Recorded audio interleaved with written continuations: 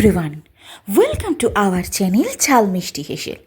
আজ রান্না করব একদম নিরামিষ একটা ফুলকপির রেসিপি, যেটা কিন্তু ঝটপট রান্না হয়ে যাবে। রান্না হতে কোনো অসুবিধাই হবে না। তার জন্য এখানে আমি 2 কাপ মতন গোবিন্দভোগ চাল ভালো করে ধুয়ে নিয়ে এর মধ্যে হলুদ, নুন, অল্প একটু আদা গ্রেট করি এবং ঘি দিয়ে মাখিয়ে এটাকে 5-10 মিনিটের জন্য রেস্টে ঢাকা দিয়ে রেখে দেবো। এই রেসিপিটা কিন্তু একদম একটা পদের রেসিপি।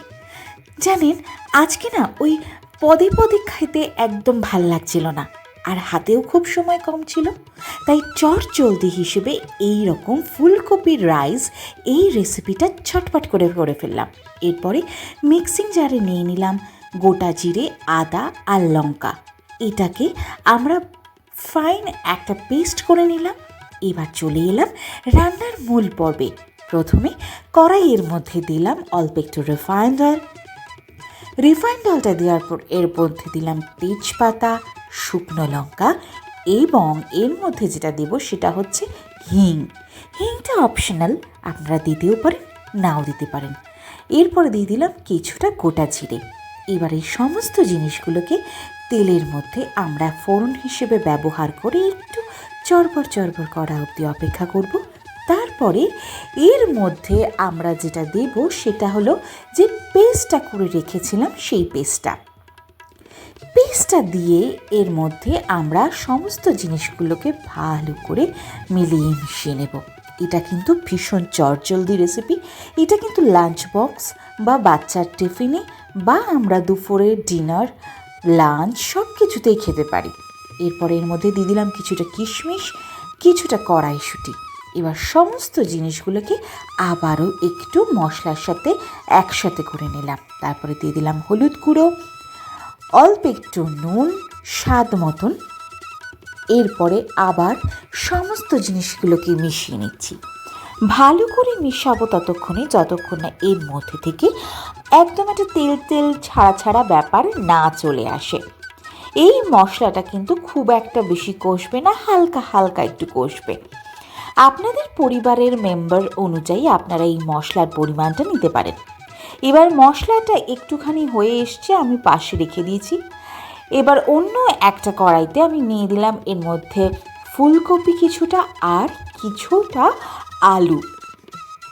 এই ফুলকপি এবং আলুগুলো আমি একে একে এর মধ্যে ভাজা করব। একদম পুরো ভাজা করব না, একদম অল্প, যেমন দিয়ে দিলাম অল্প একটু হলুদ এবং স্বাদ মতো লবণ।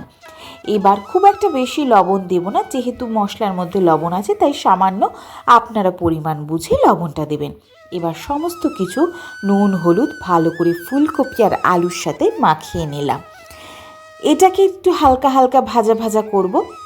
এবং আপনারা যদি মনে করেন এর থেকে বেশি অয়েলে বা মাস্টার্ড অয়েলে করবেন, সেটা করতে পারেন।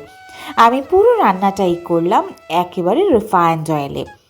এবার এটা ভাজা করতে হয়ে গেছে, আমরা নাবিয়ে রেখে দিয়ে ওই মশলার কড়াইটা আবার চাপিয়ে দিয়ে এর মধ্যে দিয়ে দিলাম প্রথমে যে আমরা গোবিন্দভোগ চালটা ম্যারিনেট করে রেখেছিলাম সেই চালটা, এবং যে আলু ফুলকপিটা ভেজেছিলাম সেই আলু ফুলকপিটা। তারপরে দিয়ে দিলাম এখানে আমি 2টো মাঝারি সাইজের টমেটো কুচি করে রেখেছিলাম, সেই টমেটো কুচিটা। এবার সমস্ত জিনিসকে একদম লো ফ্লেম করে ভালো করে মিলিয়ে মিশিয়ে নেব। এটা কিন্তু দারুণ একটা রেসিপি। নিরামিষ দিনে কিন্তু এরকম একটা রেসিপি হলে আর কোনো কথাই নেই, চটপট খেতে হয়ে যাবে সাবার। আর লাঞ্চ বক্স বা বাচ্চার খাবারেও কিন্তু চলে যেতে পারে, বা বড়দের টিফিন বক্সেও যেতে পারে। ডিনার রেসিপি, লাঞ্চ রেসিপি হিসেবেও কিন্তু একটা দারুণ আইটেম। এবার এই সমস্ত জিনিসগুলোকে একসাথে করে নিয়ে হালকা একটু ভাজা করব। কিন্তু আমরা যখন এটাকে ভাজা করব সেটাও কিন্তু আমরা লো ফ্লেমে করব, খুব একটা হাই ফ্লেমে কিন্তু পুরো রান্নাটাই হবে না। হালকা একটু ভাজা হয়ে গেলে আমি যে কাপ অনুসারে গোবিন্দভোগ চাল নিয়েছিলাম, যেমন 2 কাপ চাল নিয়েছিলাম, তাই ডবল জল দেব, মানে 4 কাপ জল এর মধ্যে দিলাম। 4 কাপ জল দেওয়ার পর এবার সমস্ত কিছুকে মিলিয়ে মিশিয়ে নিয়ে এটাকে আমরা একদম সিম করে দিয়ে ঢাকা চাপা দিয়ে রান্না করব, যাতে চালগুলোও সিদ্ধ হয়ে যায় এবং যে ভেজিটেবলসগুলো আছে সেগুলোও যেন সিদ্ধ হয়ে যায়। এবার দেখুন একদম লো ফ্লেম করে কিন্তু আমি ঢেকে রেখে দিয়েছি। এটাকে একদম লো ফ্লেম করে 10 মিনিটের জন্য ঢাকা চাপা দিয়ে আমি রান্না করব। এবার আমরা ঢাকাটাকে খুলব। দেখুন আমাদের রেসিপিটা কিন্তু অনেকটাই হয়ে গেছে। শুধু হাত দিয়ে দেখে নেবেন একটু চিপে চালটা ভালোভাবে হয়ে গেছে কিনা। আমার এখানে কিন্তু চালটা ভালোভাবে সিদ্ধ হয়ে গেছে এবং অসাধারণ একটা গন্ধ বেরোচ্ছে। এবার সমস্ত রান্নাটা কিন্তু আমাদের কমপ্লিট হয়ে গেছে। এরপরে এর মধ্যে দেব একদম চিনি, যেটা কিন্তু এই রান্নার খুব ভালো লাগে খেতে। তারপর দিয়ে দিলাম চেরা কাঁচা লঙ্কা এবং সামান্য পরিমাণে ঘি। এই সমস্ত জিনিসগুলোকে নাড়িয়ে নিয়ে আবারও ঢাকা চাপা দিয়ে ততক্ষণ রাখবো যতক্ষণ না আমরা এটাকে সার্ভ করব। আমাদের রান্নাটা কিন্তু পুরোটাই হয়ে গেছে এবং গ্যাসের ওভেনটাকে বন্ধ করে দিয়ে চিনি আর এই সমস্ত জিনিসগুলো দিয়ে ঢাকা দিয়ে আমি রেখে দেব। এই রেসিপিটা কিন্তু দারুণ লাগে খেতে। যদি এই রেসিপিটা আপনার ভালো লেগে থাকে প্লিজ সাবস্ক্রাইব করবেন, কমেন্ট করবেন, লাইক করবেন, বন্ধু হয়ে আমার পাশে একটু থাকবেন। ভালো থাকবেন, ভালো রাখবেন। আর চলি, কালও আসবো একটা নতুন রেসিপি নিয়ে।